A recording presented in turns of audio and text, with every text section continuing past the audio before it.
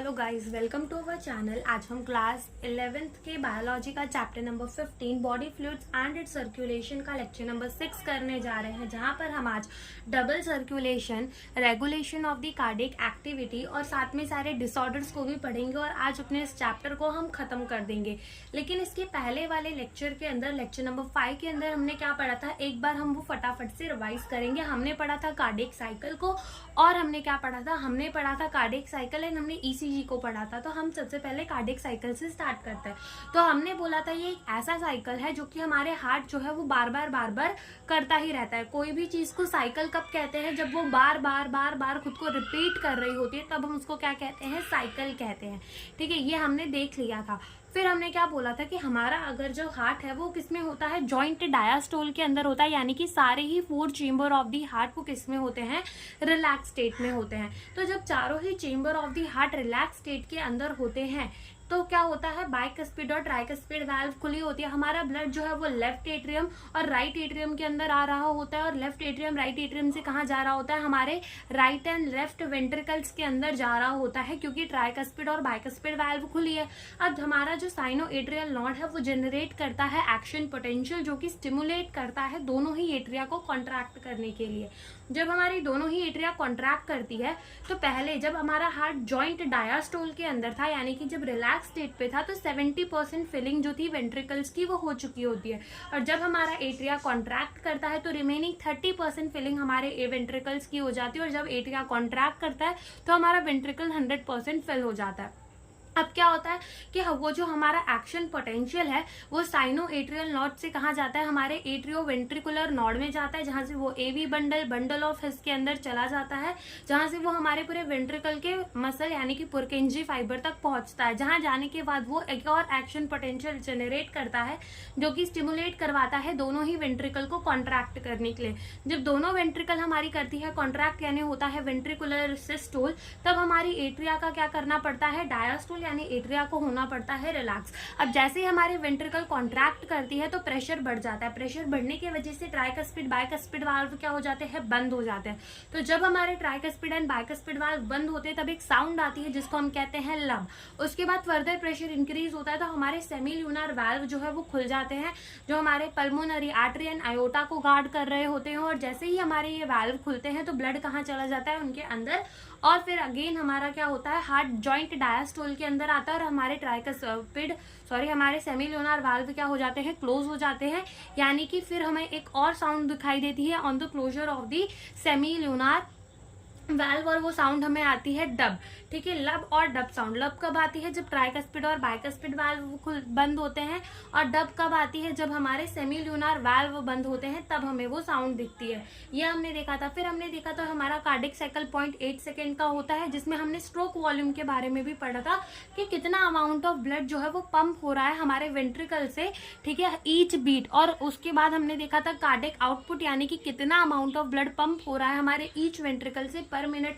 ठीक है, और अगर हम अपने कार्डियक आउटपुट निकालना चाहे जो कि हमारा 5 लीटर आता था, उसको हम क्या करते थे, number of the heart beat और किससे मल्टीप्लाई कर देते थे, स्ट्रोक वॉल्यूम से। और ये हमारा अलग अलग भी हो सकता था डिपेंडिंग ऑन द कंडीशन। फिर हमने क्या देखा था, हमने देखा था ईसीजी यानी कि इलेक्ट्रोकार्डियोग्राफ को देखा था, जिसमें हमने कहा था कि graph is machine, gram is graph. ठीक है, ये हमने देखा था। तो हमने वहां पे बोला था कि हर एक वेव जो है वो कुछ ना कुछ रिप्रेजेंट कर रही होती है। जैसे कि अगर हम बात करें अपनी पहली वेव की, that is the P wave की, वो हमें क्या दिखाती है, डीपोलराइजेशन ऑफ द एट्रिया, यानी कि एट्रिया का कॉन्ट्रैक्शन, यानी कि एट्रिया का सिस्टोल। क्यूआरएस कॉम्प्लेक्स हमें क्या दिखाता है, वो दिखाता है हमें डीपोलराइजेशन ऑफ द वेंट्रिकल, यानी वेंट्रिकल का कॉन्ट्रैक्शन। और जो टी वेव है वो हमें क्या दिखाता है, वो हमें दिखाता है रिपोलराइजेशन ऑफ द वेंट्रिकल, यानी वेंट्रिकल का रिलैक्सेशन दिखाता है। ठीक है, और मैंने ना ईसीजी वाले में डीपोलराइजेशन लिखवाया था। ठीक है, और क्या लिखवा दिया था, डीपोलराइजेशन के बाजू में कॉन्ट्रैक्ट होना। ठीक है, और रिलैक्स लिखवाया था तो वहां पे मैंने पोलराइज लिखवा दिया गलती से। वो पोलराइज नहीं, वो क्या होगा, रीपोलराइज्ड होगा। ठीक है, रिलैक्स का मतलब रीपोलराइज और डीपोलराइज का मतलब कॉन्ट्रैक्टेड है। ये हमने देखा था। और हमने देखा था कि अगर कोई भी डेविएशन आती है तो क्या हो जाता है, कोई ना कोई बीमारी होती है, उससे हमें डॉक्टर लोगों को पता चल जाता है। ठीक है, तो इतना हमने देखा था। और अब हम क्या पढ़ेंगे, अब हम पढ़ेंगे डबल सर्कुलेशन को। अब होता क्या है कि हमारा जो ब्लड है जब वो फ्लो कर रहा होता है ना, तो वो एक फिक्स रूट में फ्लो कर रहा होता है। इसका मतलब कि वो एक फिक्स रास्ते में चल रहा होता है ब्लड वेसल्स के अंदर।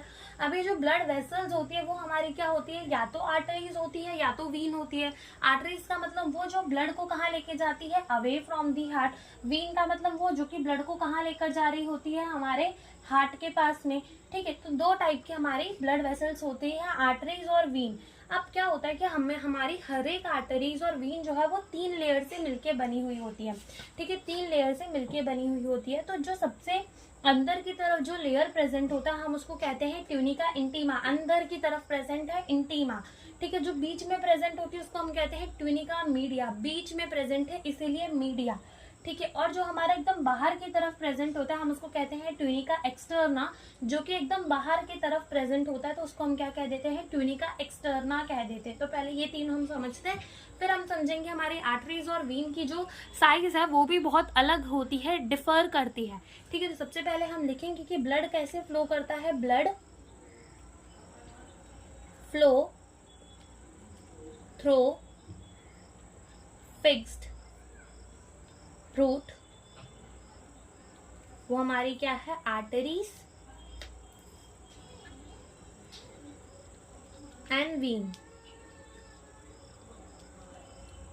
तो ये जो हमारी आर्टरीज एंड वीन्स होती है वो 3 लेयर से मिलकर बनी हुई होती है। हम क्या लिखेंगे, arteries and vein is made up of 3 layer. ठीक है, तो एक हमारी क्या होती है, इनर लेयर होती है, एक हमारी होती है मिडल लेयर, और एक हमारी होती है एक्सटर्नल लेयर या फिर आउटर लेयर कह दो, आउटर लेयर। ठीक है, तो ये 3 लेयर की मिलकर क्या बनी हुई होती है, हमारी आर्टरीज या वीन मिलकर बनी हुई होती है। कितने लेयर्स की, 3 लेयर्स की मिलकर बनी हुई होती है। एक हमारी अंदर की तरफ प्रेजेंट होती है, एक बीच में, और एक हमारी बाहर की तरफ प्रेजेंट होती है। तो इनर वाली को, ये जो हमारी इनर वाली हम उसको क्या कह देते हैं, हम उसको कहते हैं ट्यूनिका इंटीमा। अंदर की तरफ है तो इंटीमा नाम से ही हमें याद हो जाएगा, ट्यूनिका इंटीमा। ठीक है, बीच में जो प्रेजेंट होती है उसको क्या कहेंगे, ट्यूनिका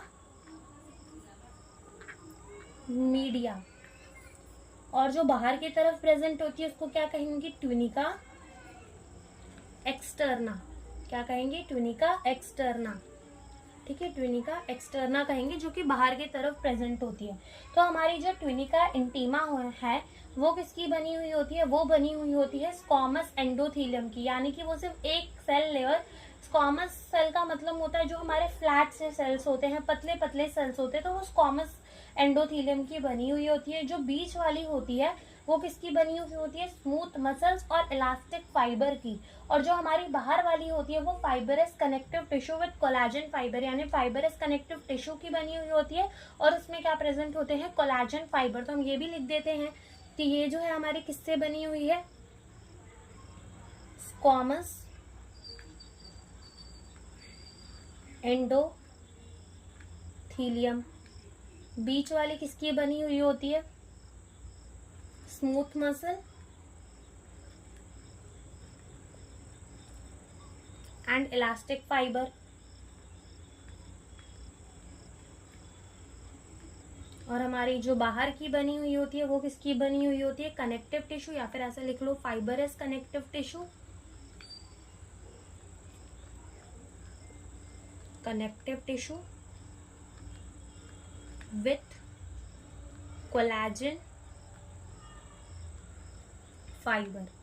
ठीक है, फाइबरस कनेक्टिव टिश्यू की बनी हुई होती है विथ कोलाजन फाइबर। अब होता क्या है कि हमने बोला कि हमारा ब्लड जो है वो फिक्स रूट से चल रहा है, आर्टरीज से और वेन से, जो कि 3 लेयर से बनी हुई होती है, अंदर वाला, बीच वाला, बाहर वाला। अंदर वाला ट्यूनिका इंटीमा, बीच वाला ट्यूनिका मीडिया, बाहर वाला इस ट्यूनिका एक्सटर्ना। ट्यूनिका इंटीमा किसका बना हुआ है, स्क्वामस एंडोथीलियम का। ट्यूनिका मीडिया किसका बना हुआ है, स्मूथ मसल और इलास्टिक फाइबर का। एंड ट्यूनिका एक्सटर्ना किसका बना हुआ है, हमारे fibrous connective tissue with collagen fibre. ठीक है, इसका बना हुआ है। अब होता क्या है कि हमारे आर्टरीज और वीन्स के ल्यूमेन में ना, ल्यूमेन का मतलब होता है बीच में खाली जगह। जैसे मान लो कि ये हमारी आर्टरीज है, तो ये बाहर वाली लेयर हो गई इसकी, ये बीच की लेयर हो गई, और ये ट्यूनिका इंटीमा हो गया। तो होता क्या है कि ये जो ल्यूमेन होता है ना, ये ल्यूमेन, ठीक है, ये जो जगह दिख रही है हमें, ये जो ल्यूमेन दिख रहा है, ये आर्टरीज के अंदर और वीन्स के अंदर, तो इन ल्यूमेन का साइज जो है वो आर्टरीज और वीन के अंदर अलग अलग होता है। ठीक है, आर्टरीज और वीन के अंदर अलग अलग होता है। जैसा कि अगर हम बात करें तो ये जो है आर्टरीज और वीन के अंदर क्या होगा, अलग अलग होगा। ठीक है, तो ये अलग अलग होता क्यों है, ये अलग अलग इस वजह से होता है। क्यों होता है वैसे अलग अलग, हमारे ट्यूनिका मीडिया के वजह से ये अलग अलग होता है। ठीक है, ट्यूनिका मीडिया कंपैरेटिवली पतली देखी जाती है किसके अंदर, वीन्स के अंदर। इसके वजह से वीन्स का ल्यूमेन बड़ा होता है। ठीक है, और आर्टरीज का ल्यूमेन जो है वो कैसा होता है, कम होता है। वीन्स का ल्यूमेन बड़ा होता है, आर्टरीज का ल्यूमेन कम होता है। क्यों, वीन्स के अंदर ट्यूनिका इंटीमा थिन होती है, और हमारे आर्टरीज के अंदर ट्यूनिका मीडिया हमारे वीन्स के अंदर थिन होती है, और ट्यूनिका मीडिया हमारे आर्टरीज के अंदर थिक होती है। तो वो हम यहाँ पे लिख लेते हैं, हम यहाँ लिखते हैं tunica media thin in veins और थिक इन आर्टरीज। ठीक है, वीन्स के अंदर थिन होती है, आर्टरीज के अंदर कैसी होती है, थिक होती है।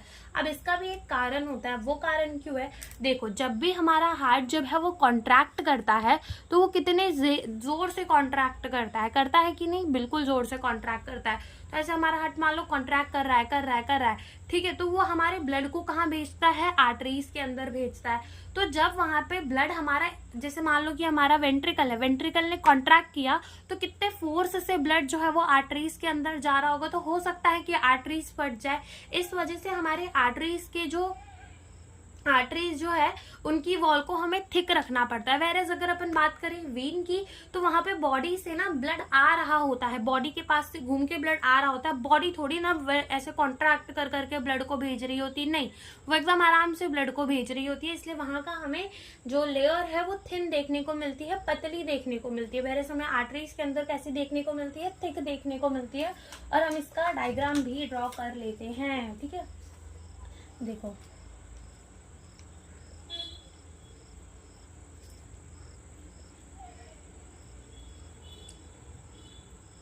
ये हमारा क्या है, ल्यूमेन, इधर पे भी लिख देते हैं।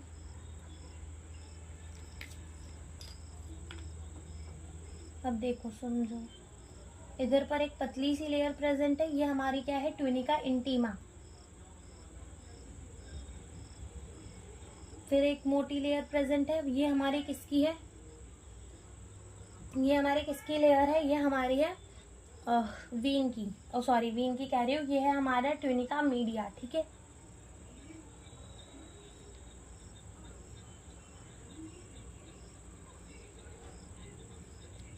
और बाहर की तरफ हमारी प्रेजेंट होती है ट्यूनिका एक्सटर्ना।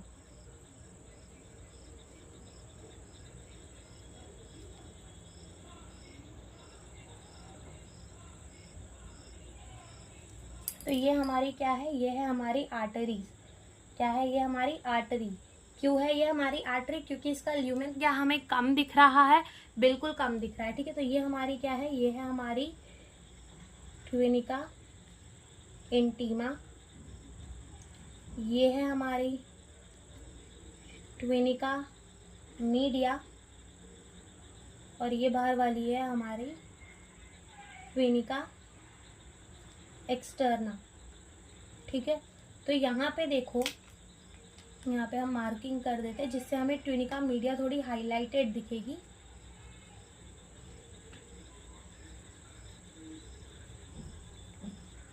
ठीक है, तो इसकी ट्यूनिका मीडिया देखो कैसी है, ट्यूनिका मीडिया थोड़ी मोटी है, लेकिन हम इसकी ट्यूनिका मीडिया इतनी मोटी नहीं बनाएंगे, देखना।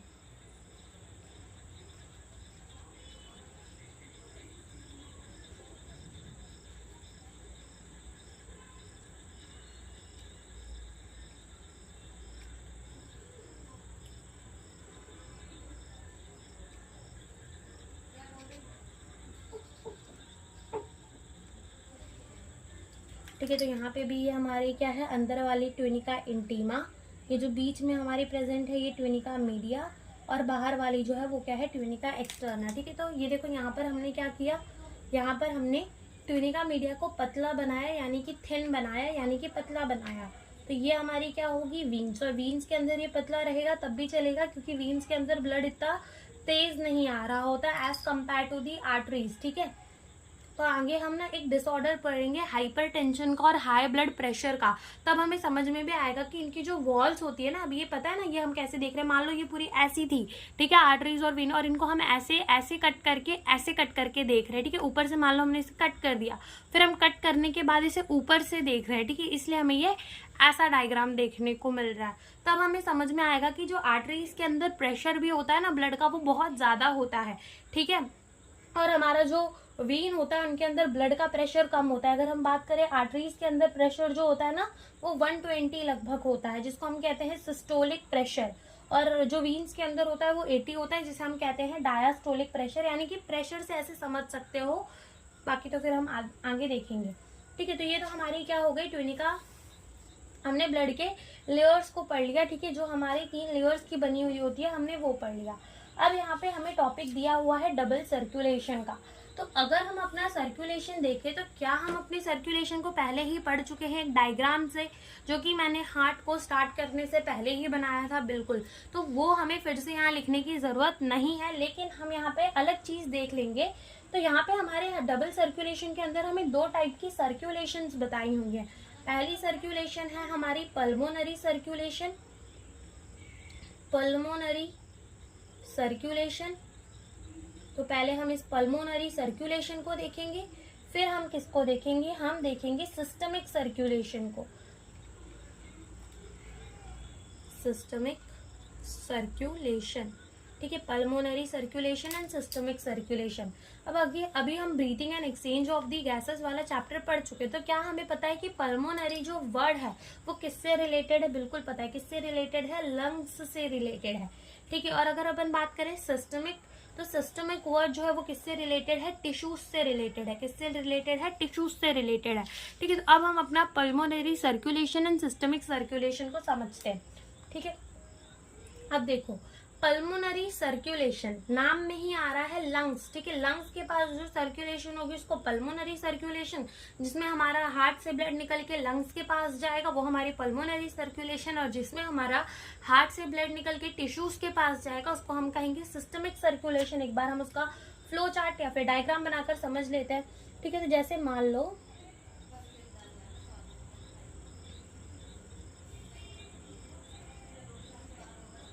ये हमारे 4 चेम्बर है हार्ट के। ये है राइट एट्रियम, ये है राइट वेंट्रिकल, ये है लेफ्ट एट्रियम, और ये है हमारा लेफ्ट वेंट्रिकल। अब होता क्या है, देखो अब होता क्या है, ये बात को समझो। देखो सबसे पहले हमने क्या लॉर्ड याद किया था कि एल से यानी कि left side of the heart, O से मतलब ऑक्सीजनेटेड, आर से यानी कि right side of the heart, और डी से मतलब डीऑक्सीजनेटेड। यानी हमें पता है कि हमारे right side of the heart के अंदर क्या होता है, डीऑक्सीजनेटेड ब्लड होता है। तो होता क्या है कि हमारे राइट वेंट्रिकल के अंदर होता है डीऑक्सीजनेटेड ब्लड। अब इस डीऑक्सीजनेटेड ब्लड को हमारे राइट वेंट्रिकल से कहाँ भेज दिया जाता है, इस डीऑक्सीजनेटेड ब्लड को, DO2 का मतलब होता है डीऑक्सीजनेटेड ब्लड, हम ऐसे लिख रहे हैं, इसको कहाँ भेज दिया जाता है, इसको भेज दिया जाता है पल्मोनरी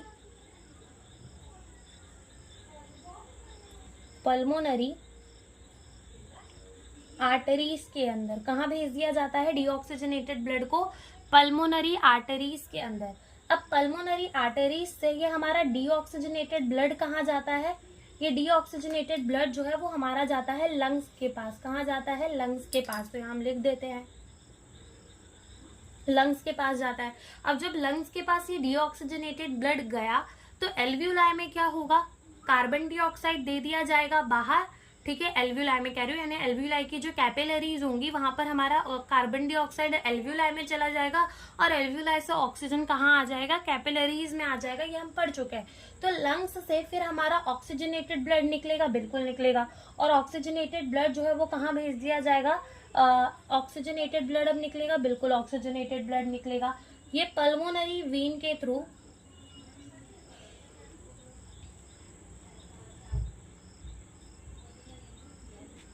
पल्मोनरी वीन से कहाँ भेज दिया जाएगा, हमारे लेफ्ट एट्रियम के अंदर भेज दिया जाएगा। तो ये है हमारा पल्मोनरी सर्कुलेशन। क्या है ये हमारा पल्मोनरी सर्कुलेशन। लेफ्ट वेंट्रिकल से निकला डीऑक्सीजनेटेड ब्लड जो गया पल्मोनरी आर्टरी, पल्मोनरी आर्टरी से कहाँ जाएगा, लंग्स, लंग्स से ऑक्सीजनेट होकर पल्मोनरी वीन, और पल्मोनरी वीन से कहाँ चला जाएगा, हमारे लेफ्ट एट्रियम के अंदर। तो ये हमारा हो गया पल्मोनरी सर्कुलेशन। क्या हो गया, ये हमारा पल्मोनरी सर्कुलेशन। ऐसे ही हमारा आता है सिस्टमिक सर्कुलेशन, तो उसे भी हम देखते। देखो ये मान लो ये हमारे 4 चेम्बर ऑफ दी हार्ट है, ठीक है, ये हमारे 4 चेम्बर ऑफ दी हार्ट है, और ये है हमारा राइट एट्रियम, ये है राइट वेंट्रिकल, ये है लेफ्ट एट्रियम और ये है लेफ्ट वेंट्रिकल। अब होगा क्या, अब होगा ये कि हमारे लेफ्ट वेंट्रिकल में क्या है, लेफ्ट वेंट्रिकल में होता है ऑक्सीजनेटेड ब्लड, क्योंकि देखो ना लंग्स के पास से ऑक्सीजनेटेड ब्लड आया लेफ्ट एट्रियम के अंदर, लेफ्ट एट्रियम से ब्लड कहाँ जाएगा, लेफ्ट वेंट्रिकल। तो आगे हम लेफ्ट वेंट्रिकल से ही स्टार्ट कर रहे हैं, तो लेफ्ट वेंट्रिकल में हमारा क्या होगा, ऑक्सीजनेटेड ब्लड होगा, ठीक है, लेफ्ट वेंट्रिकल में क्या होगा, ऑक्सीजनेटेड ब्लड। तो लेफ्ट एट्रियम से ये ऑक्सीजनेटेड ब्लड निकलेगा, ये ऑक्सीजनेटेड ब्लड कहाँ जाएगा, आयोटा के अंदर, आयोटा से ये ऑक्सीजनेटेड ब्लड कहाँ चला जाएगा, हमारे आर्टरीज के अंदर, आर्टरी के अंदर, आर्टरी से कहाँ चला जाएगा, ये हमारे आर्ट्रियोल्स के अंदर, आर्ट्रियोल्स, और आर्ट्रियोल से कहाँ चला जाएगा, ये हमारी कैपिलरी पे, और कैपिलरी से ये कहाँ जाएगा, हमारे टिश्यूज के पास जाएगा, ठीक है, ये हमारे कहाँ जाएगा, टिश्यूज के पास जाएगा। तो ये ना ये चीज तो मतलब हम डायरेक्टली भी लिख सकते थे कि आयोटा से कहाँ जा रहा है ब्लड, टिश्यूज के पास जा रहा है, लेकिन एनसीईआरटी के अंदर ये सब नाम यूज किए गए हैं। तो ये हमारा क्या होता है, जब हमारा आयोटा टूटता है तो आर्टरीज बनाता है, आर्टरीज टूटती है तो आर्ट्रियोल्स बनाती है, और जब आर्ट्रियोल्स हमारी और ब्रांचिंग करती है फर्दर तो वो क्या बनाती है, कैपिलरी, जो कि हमारे टिश्यूज में जाता है। अब क्या होता है, टिश्यूज से हमारे छोटे छोटे क्या निकल रहे होते हैं, कैपिलरी तो निकल ही रहे होते हैं, और कैपिलरी के बाद क्या निकल रहे होते हैं, हमारे वेन्यूल्स निकल रहे होते हैं। वेन्यूल से क्या निकल रहा होता है, वेन्यूल से निकल रहा होता है हमारा वीन, और वीन से क्या निकल रहा होता है, वीन को मतलब वेन्यूल्स है, वेन्यूल्स जुड़ जुड़ कर क्या बनाएंगी, वीन्स, और वीन्स जुड़ जुड़ कर क्या बनाएंगे, हमारे वेना केवा, क्या बनाएंगे, वेना केवा। और इस वेना केवा से हमारा ब्लड जो है ऑक्सीजनेटेड कहाँ चला जाएगा, राइट एट्रियम पे, सॉरी डीऑक्सीजनेटेड ब्लड, क्योंकि अभी ये कहाँ से आया है, हमारी टिश्यूज के पास। तो टिश्यूज के पास इसने एक्सचेंज कर दिया होगा, ऑक्सीजन दे दिया होगा हमारे सेल्स को, और CO2 ले लिया होगा।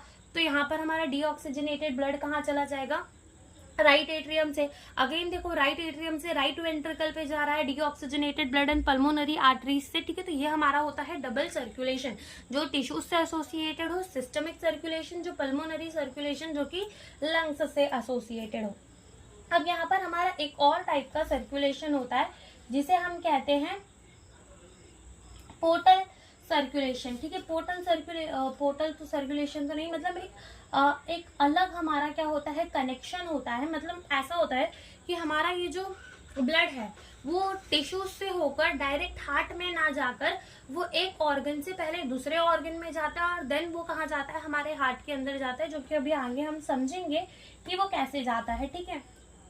तो हम उसको देख लेते हैं कि वो भी हमारा क्या है, तो हम एक बार वो भी पढ़ लेते हैं पहले। तो अब हम पढ़ते हैं किसको, हेपेटिक पोर्टल सिस्टम को, hepatic portal system, hepatic portal system. तो ये क्या होता है, हमारा एक वास्कुलर कनेक्शन होता है जो कि हमारे डाइजेस्टिव ट्रैक और लिवर के बीच में होता है, ठीक है। कनेक्शन, या फिर ऐसे लिख लो, special venous connection between digestive track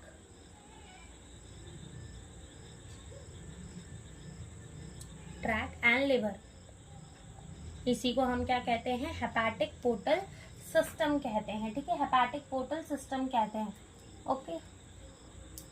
और एक और टाइप का हमारा सर्कुलेशन होता है जिसको हम कहते हैं कोरोनरी सर्कुलेशन। क्या कहते हैं, कोरोनरी सर्कुलेशन। तो ये कोरोनरी सर्कुलेशन क्या होता है, ये जो है ना, इसमें होता क्या है कि हमारा हार्ट तो सबको देखो खून दे ही रहा है, ठीक है, सबको ब्लड सप्लाई कर रहा है, लेकिन हमारे हार्ट को कौन ब्लड सप्लाई करता है, तो जो हमारा हार्ट को ही ब्लड सप्लाई करता है तो हम उसको क्या कह देते हैं, कोरोनरी सर्कुलेशन कह देते तो हम लिखेंगे कि special coronary system, a special coronary system of blood vessel present in body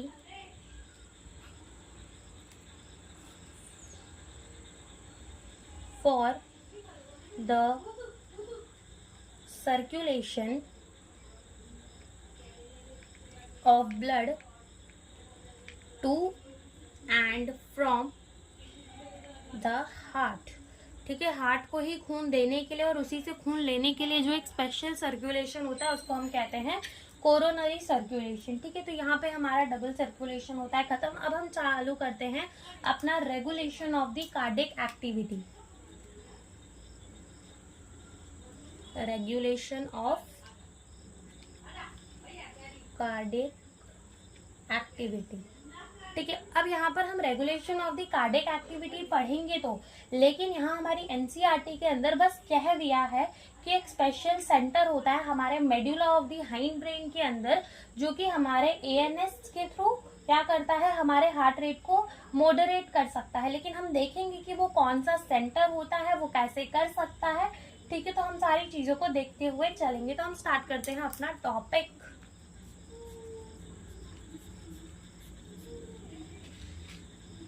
ठीक है, तो स्टार्ट करते हैं। देखो, अब होता क्या है कि हमारा हार्ट जो है वो कैसा है, मायोजेनिक है।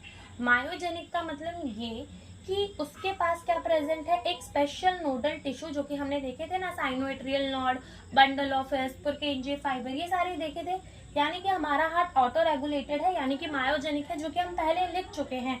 लेकिन फिर से हम लिख देंगे कि हमारा हार्ट कैसा है, हार्ट इज, अवर हार्ट लिख दो, इज मायोजेनिक। ठीक है, हमारा हार्ट कैसा होता है, मायोजेनिक होता है, यानी कि वो कैसा होता है, ऑटो रेगुलेटेड होता है। उसको बाहर की स्टिमुलस की जरूरत नहीं चाहिए कि जब हमारा ब्रेन बोलेगा तो धड़क, तब वो धड़केगा, नहीं बोलेगा तो नहीं धड़केगा। नहीं, वो ऑटो रेगुलेटेड है, वो अपना काम खुद कर सकता है, खुद इनिशिएट कर सकता है, अपनी बीट को सब कर सकता है। लेकिन फिर भी स्पेशलाइज सेंटर्स प्रेजेंट होते हैं हमारे ब्रेन के अंदर, जो कि हमारे हार्ट को धड़काने में तो काम नहीं करेंगे, लेकिन rate of the heart rate वो जो है, यानी जल्दी जल्दी धड़को या धीरे धीरे धड़को, वो कंट्रोल कर सकते हैं। वो बता सकते हैं कि कितने देर में हमें अपना जो कार्डियक साइकिल है वो करना है और कितने देर में नहीं करना, वो ये काम कर सकते हैं। तो जैसे कि मान लो ये हमारा क्या है, खोपड़ी, और यहाँ पर हमारे medulla reason of the hind brain के पास क्या प्रेजेंट है। जैसे मान लो ये हमारा क्या है, medulla of hind brain, medulla of the hind brain contain 2 centres. ठीक है, यहाँ पर हमारे 2 सेंटर प्रेजेंट होते हैं, विच कैन इंक्रीज और डिक्रीज द हार्ट रेट। ठीक है, यहाँ पर हमारे 2 सेंटर्स प्रेजेंट होते हैं, जो कि हमारे हार्ट रेट को इंक्रीज भी कर सकते हैं और डिक्रीज भी कर सकते हैं। ठीक है, तो जो हमारा पहला सेंटर प्रेजेंट होता है ना, ठीक है, यहाँ पर जो पहला सेंटर प्रेजेंट होता है हम उसको कहते हैं कार्डियो एसेलरेटरी सेंटर। ठीक है, क्या कहते हैं, कार्डियो एसेलरेटरी सेंटर। अब होता क्या है कि हमारा ये जो सेंटर है, ठीक है, तो ये हमारा जो सेंटर है, अब इसके नाम में ही आ रहा है कार्डियो एसेलरेटरी सेंटर, इसका मतलब ये हमारे हार्ट रेट को इंक्रीज कर सकता है।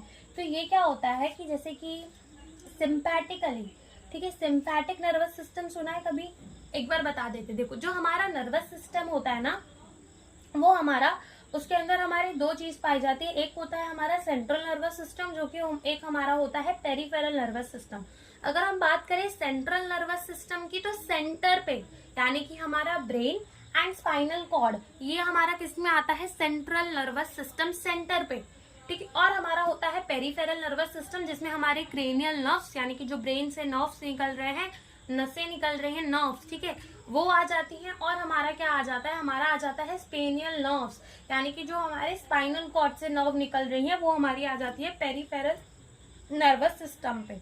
पेरिफेरल नर्वस सिस्टम के अंदर एक होता है हमारा सोमैटिक नर्वस सिस्टम, एक हमारा होता है autonomic nervous system.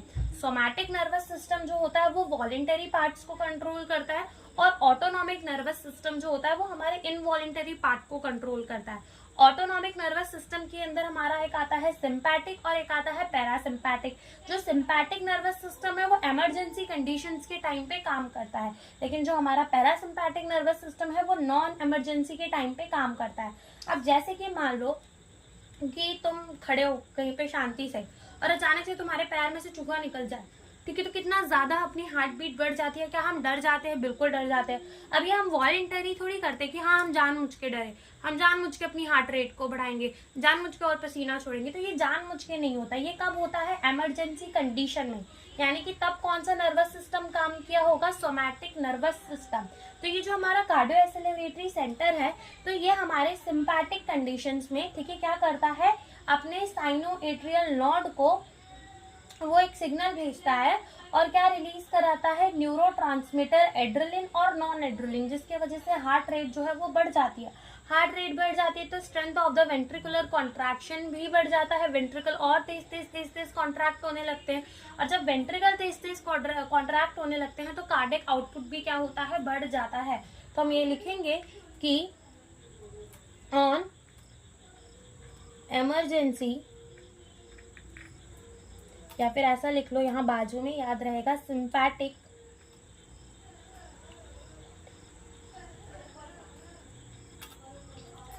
Cardio acceleratory centre on emergency condition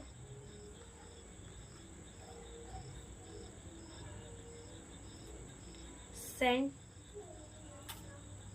signal to central sinoatrial node, और क्या करता है? Release neurotransmitter. कौन से न्यूरोट्रांसमीटर रिलीज करता है? पहला रिलीज करता है हमारा एड्रेलिन और नॉन एड्रेलिन, जो कि क्या करते हैं? इंक्रीज, दूसरा नॉन एड्रेलिन एंड एड्रेलिन, जो कि इंक्रीज कर देते हैं हार्ट रेट को, जिसके वजह से स्ट्रेंथ ऑफ वेंट्रिकुलर कॉन्ट्रैक्शन भी बढ़ जाता है, strength of ventricular contraction, strength of ventricular contraction भी बढ़ जाता है, और इसी के वजह से कार्डियक आउटपुट भी बढ़ जाती है। अब दूसरा होता है हमारा कार्डियो इनहिबिटरी सेंटर।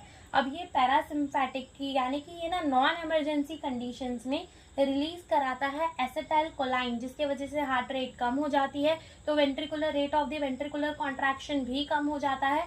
और क्या होता है? Rate of the ventricular contraction कम हो गया तो साथ में क्या हो जाता है?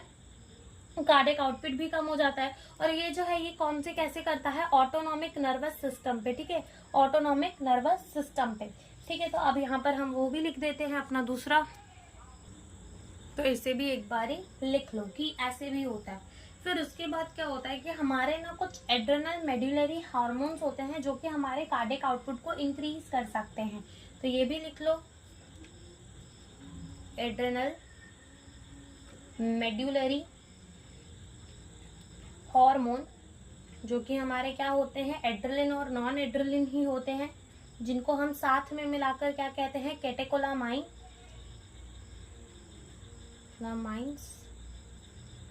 माइंस। ये क्या करते हैं? ब्लड में रिलीज होते हैं, रिलीज इन ब्लड, ब्लड के अंदर रिलीज होते हैं और हार्ट रेट को बढ़ा देते हैं, ठीक है। तो यहाँ पर हमारा ये भी होता है खत्म। उसके बाद हमारे आते हैं disorders of the circulatory system, तो अब हम वो देख लेते हैं।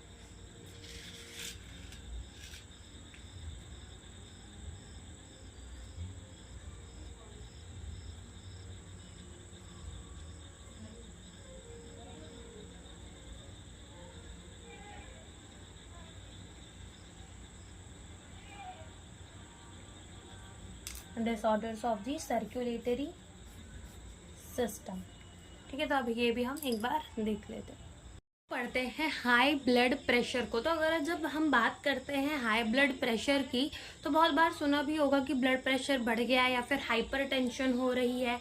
हाइपरटेंशन का मतलब ये नहीं कि हमको टेंशन ज़्यादा है, टेंशन ज़्यादा से नहीं। हो सकता है कि टेंशन ज़्यादा लेने के वजह से हमें हो रही हो, लेकिन टेंशन ज़्यादा है तो हम हाइपर टेंशन कह देते हैं, ऐसा नहीं। ठीक है, तो होता क्या है कि अगर हम अपने ब्लड प्रेशर की बात करें तो नॉर्मल ब्लड प्रेशर जो है वो हमारा कितना होता है 120/80। ठीक है, 120 mm ऑफ Hg और 80 mm ऑफ Hg। तो पहले हम वो लिखते हैं कि जो हमारा नॉर्मल ब्लड प्रेशर होता है वो कितना होता है 120/80। 120 जो होता है वो हमारा क्या होता है, वो हमारा होता है सिस्टोलिक प्रेशर। क्या होता है? Systolic pressure. ठीक है, क्या होता है? वो हमारा सिस्टोलिक प्रेशर होता है। और जो हमारा 80 होता है वो हमारा क्या होता है? Diastolic pressure. सिस्टोलिक का मतलब होता है कॉन्ट्रैक्ट करना और डायास्टोलिक का मतलब होता है रिलैक्स स्टेट पे। ठीक है, जब हमारा हार्ट रिलैक्स्ड होता है तब। तो ये जो होता है ना, ये हमारा नॉर्मल प्रेशर होता है कि normal blood pressure 120/80। 120 systolic pressure है, 80 जो है वो हमारा क्या है? डायास्टोलिक प्रेशर है। और इसको हम कैसे मेजर करते हैं? In the mm of Hg। ठीक है, किस में मेजर करते हैं? Measure in mm of Hg। ठीक है, इसमें हम इसको मेजर करते हैं। अब मान लो तुम बार बार क्या कर रहे हो, अपने ब्लड प्रेशर को चेक करवा रहे हो, लेकिन बार बार ब्लड प्रेशर के चेक होने में तुमको 140/90 मिल रहा है। ऐसा हो सकता है कि 121 मिल जाए, 122 मिल जाए, तो इसमें हम नहीं कहेंगे कि हाइपरटेंशन या फिर हाई ब्लड प्रेशर हो गया है। ठीक है, रिपीटेड चेक के बाद,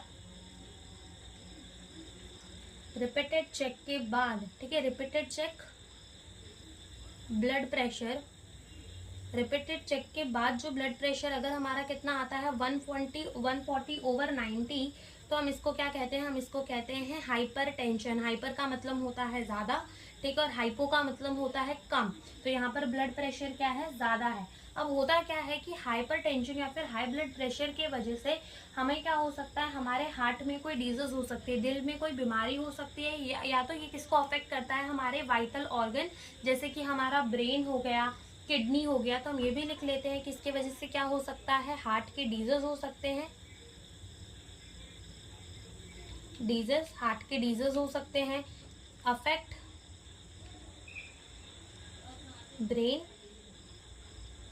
and kidney, brain and kidney को भी ये क्या कर सकता है? अफेक्ट कर सकता है। फिर उसके बाद दूसरा डिजीज हमारा आता है जिसको हम कहते हैं कोरोनरी आर्टरी डिजीज, जिसको हम CAD से भी लिख देते हैं, और जिसको हम क्या कहते हैं? जिसको हम कहते हैं एथेरोस्क्लेरोसिस। क्या कहते हैं? एथेरोस्क्लेरोसिस। तो अब यहाँ पे होता क्या है कि कोरोनरी सर्कुलेशन हमने पढ़ा था, बिल्कुल पढ़ा था। ऐसा आर्टरीज जो कि हमारे हार्ट को ही क्या करता है? ब्लड सप्लाई करता है, उससे ब्लड लेता है। तो वो ही वाली हमारी आर्टरी यानी कि कोरोनरी आर्टरी। तब होता क्या है? कोरोनरी आर्टरी में क्या हो जाता है? डिपोजिशन हो जाती है। किसकी? कैल्शियम की, फैट की, कोलेस्ट्रॉल की, फाइबर की, ये सारी चीजों की डिपोजिशन हो जाती है, जम जाता है। ठीक है, जैसे अगर हमारी आर्टरीज है मान लो, तो उसकी जो आजू बाजू की वॉल है उनमें सब क्या चिपक जाएगा? ये सारी चीजें चिपक जाएंगी, जिसके वजह से क्या हो जाएगा? जो ल्यूमेन है आर्टरी का वो पतला हो जाएगा, नैरो हो जाएगा, और जिसके वजह से क्या होगा? हमारा जो ब्लड है वो अच्छे से फ्लो नहीं कर पाएगा। ठीक है, तो ये एक डिजीज होती है जिसको हम और क्या कहते हैं?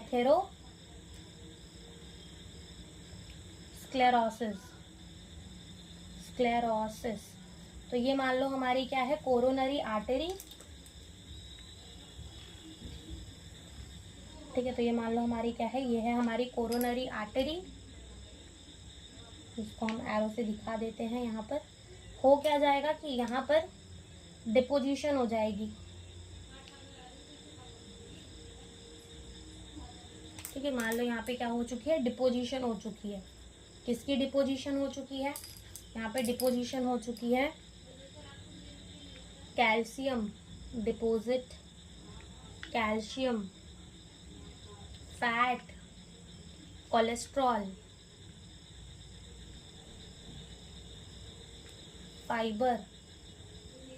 Fibrous tissue. ठीक है, तो ये सारी चीजों की क्या हो चुकी है? डिपोजिशन हो चुकी है, जिसकी वजह से ये जो ल्यूमेन है, lumen of artery, narrow. Lumen जो है वो आर्टरी की कैसी हो चुकी है, पतली हो चुकी है, नैरो हो चुकी है। ठीक है, तो ये हमारा क्या होता है, कोरोनरी आर्टरी डिजीज, एथ्रोस्क्लेरोसिस भी जिसे हम कहते हैं। डिपोजिशन हो जाती है कैल्शियम की, फैट की, कोलेस्ट्रॉल की, फाइब्रस टिश्यू की कहाँ पर, आर्टरीज, कोरोनरी आर्टरीज के अंदर, जिसके वजह से ल्यूमेन जो है वो कैसा हो जाता है, नैरो हो जाता है, जिसके वजह से ब्लड फ्लो होने में प्रॉब्लम होती है। इसके बाद हमारा 2-3 डिजीज और बचते हैं, वो भी हम एक बार पढ़ लेते हैं। अब हमारी थर्ड डिसऑर्डर आती है एंजाइना। अब देखो, ये तुमने कहीं ना कहीं देखा होगा, ठीक है, अपने घर पे या फिर एड्स में तो बिल्कुल देखा होगा कि क्या होता है, उनके चेस्ट में पेन होता है, तो वो क्या होता है, एंजाइना। ठीक है, ऐसा जरूरी नहीं कि चेस्ट में पेन हो रहा हो तो एंजाइना ही हो, कुछ और भी हो सकता है। तो एंजाइना में क्या होता है, चेस्ट में हल्का हल्का सा पेन होता है। क्यों होता है, क्योंकि हमारे हार्ट के मसल्स के पास ना ऑक्सीजन नहीं पहुंच रही होती अच्छे से। ठीक है, अब ये हमारे किसी में भी हो सकता है, वुमेन में, मैन में, किसी भी एज में हो सकता है, बच्चों के अंदर भी हो सकता है, लेकिन ये ज्यादा कॉमन हमें कहाँ देखने को मिलता है, जो बूढ़े लोग हो जाते हैं उनके अंदर, और जो हमारे यंग एज के होते हैं, ठीक है, मिडिल एज के, ठीक है, मिडिल एज के जो होते हैं उनके अंदर हमें ये ज्यादा देखने को मिलता है। तो ये क्या करता है, ये होता क्यों है, क्योंकि हमारा जो ब्लड का फ्लो है वो सही से नहीं चल रहा होता है, जिसके वजह से क्या हो जाती है, ऑक्सीजन नहीं मिल पाती। देखो, ब्लड का फ्लो नहीं सही हुआ, ऑक्सीजन नहीं मिल पाएगी, ऑक्सीजन नहीं मिल पाएगी तो क्या होगा, चेस्ट में पेन होगा। तो हम लिखते हैं कि ये जो एंजाइना है इसमें क्या होता है, एक्यूट चेस्ट पेन। क्या होता है, एक्यूट चेस्ट पेन। ठीक है, क्या होता है, चेस्ट में पेन होता है, because no enough oxygen is reaching heart muscle. ठीक है, इनफ ऑक्सीजन नहीं मिल रहा होता हमारी हार्ट के मसल्स को, तो क्या हो जाता है, एंजाइना हो जाता है। अकर इन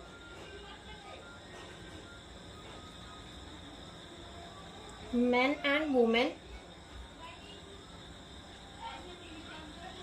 at any age, but more common in old and elderly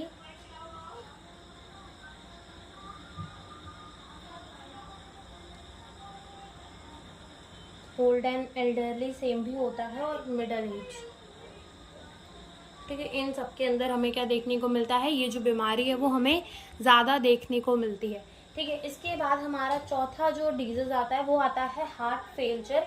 अब इसमें क्या होता है कि जब हमारा हार्ट जो है ढंग से पंप नहीं कर रहा होता, पंप मतलब पता है ना, हमारा हार्ट जो है वो क्या करता है, ब्लड को पंप ही तो करता है। तो जब हमारा हार्ट ब्लड को अच्छे से पंप नहीं कर रहा होता तो इनफ ऑक्सीजन नहीं मिल रही होती हमारी बॉडी को। जब ब्लड ही नहीं अच्छे से पहुंच रहा बॉडी के पास, हमारे टिश्यूज के पास, तो उनको इनफ ऑक्सीजन नहीं मिल रही, तो हम इसको कहते हैं हार्ट फेलियर। ठीक है, heart failure.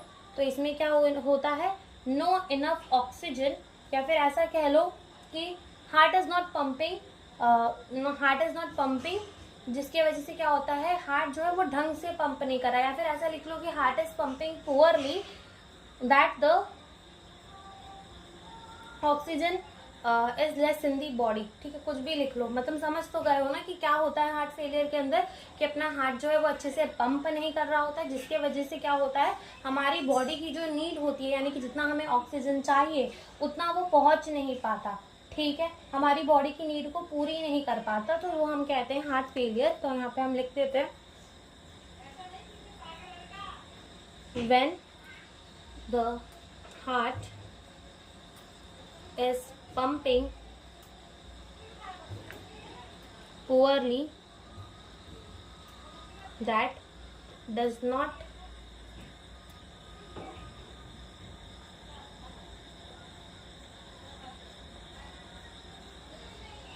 enough to meet the need of body। ये हमारा क्या होता है, हार्ट फेलियर होता है। पांचवा हमारा आता है हार्ट अटैक। ठीक है, क्या आता है, हार्ट अटैक। अब ये हार्ट अटैक तो बहुत ही सुना होगा, और ज्यादा किसके अंदर हमें देखने को मिलता है, जो लोग बुढ़े हो जाते हैं, लेकिन आजकल कोई भी एज में देखने को मिल जाता है। तो यहाँ पे क्या होता है कि हमारे जो हार्ट के मसल्स होते हैं ना वो अचानक से डैमेज हो जाते हैं, मर जाते हैं। क्यों? क्योंकि उनको इनफ ऑक्सीजन नहीं मिल रहा होता। तो यहाँ पे लिख देते हैं cells of heart start dying because no enough oxygen is reaching। ठीक है, इनफ ऑक्सीजन नहीं पहुंचता तो जो सेल्स है हमारे हार्ट के वो क्या होने लग जाते हैं, मरने लग जाते हैं। ठीक है, तो ये हमारा होता है हार्ट अटैक। और ऐसे हमारा आता है कार्डिक अरेस्ट। ठीक है, कार्डिक अरेस्ट क्या आता है, कार्डिक अरेस्ट। तो इसके अंदर क्या होता है, जब हमारा दिल धड़कना ही बंद कर देता है, हार्ट स्टॉप बीटिंग, हार्ट जो है बीट करना ही रोक देता है, तो हम उसको कहते हैं कार्डिक अरेस्ट कह देते हैं। ठीक है, तो ये 6 डिसऑर्डर हमारी एनसीईआरटी के अंदर भी हमें दे रखे हैं। ठीक है, तो यहाँ पर ना हमें हार्ट फेलियर, हार्ट अटैक और कार्डिक अरेस्ट, इन तीनों के बीच में डिफरेंस समझना बहुत ज़रूरी है। अगर अपन हार्ट फेलियर को देखें तो उसमें क्या हो रहा था कि हमारा हार्ट ना काम करने में फेल हो गया। ऐसा मान लो कि हमारा हार्ट जो है वो ढंग से काम नहीं कर रहा, हार्ट फेलियर यानी कि वो अपना काम नहीं कर पा रहा ढंग से। तो क्या कर रहा है, पंप ही नहीं कर रहा अच्छे से। पंप ही नहीं करेगा अच्छे से तो हमारी बॉडी को जितनी नीड है उतना ब्लड नहीं मिल पा रहा है। ये होता है हार्ट फेलियर। फिर होता है हार्ट अटैक। हार्ट अटैक में क्या होता है कि हार्ट के ऊपर अटैक हुआ है। ठीक है, जिसपे मान लो तुम कभी किसी पे अटैक करते हो तो तुम उसको मार दोगे, तो वैसे ही हार्ट के ऊपर अटैक हुआ है तो क्या हुआ है, वहां पर हमारे हार्ट के सेल्स जो है वो मर चुके हैं। और कार्डिक अरेस्ट, किसी को भी तुम अगर अरेस्ट कर लो, किसी को भी तुम जेल में डाल दो तो क्या होगा, उसकी जीवन रुक सा जाएगा। इसका मतलब उसका जो हार्ट है वो बीट होना रुक चुका है, हार्ट स्टॉप बीटिंग। ठीक है, तो इससे हम याद रख सकते हैं हार्ट फेलियर का मतलब क्या, हार्ट ने ढंग से काम करना बंद कर दिया है, उतना ब्लड नहीं पंप कर रहा जितना हमारे बॉडी को चाहिए। हार्ट अटैक, हार्ट पे अटैक किया यानी कि हार्ट के सेल्स जो है वो मरने लग गए हैं। ठीक है, और कार्डिक अरेस्ट, यहाँ पर क्या हो चुका है, हमारे जो हार्ट है वो बीट करना रोक चुका है। तो ये हमारे क्या होते हैं, डिसऑर्डर होते हैं सर्कुलेटरी सिस्टम के। और यहाँ पर हमारा जो ये चैप्टर है वो भी होता है खत्म। और इसके बाद आपके एनसीईआरटी रीडिंग की भी वीडियो मिल जाएगी। Thank you for watching the video. और वो एनसीईआरटी की रीडिंग की वीडियो जो है वो रिवीजन वगैरह में या फिर रिवाइज करने के लिए, ठीक है, जल्दी जल्दी अगर कोई चीज़ रिवाइज करनी हो या फिर एनसीईआरटी की रीडिंग से वो हम फटाफट से कर लेंगे तो वो उसमें आपके काम आएगी। So thank you for watching the video.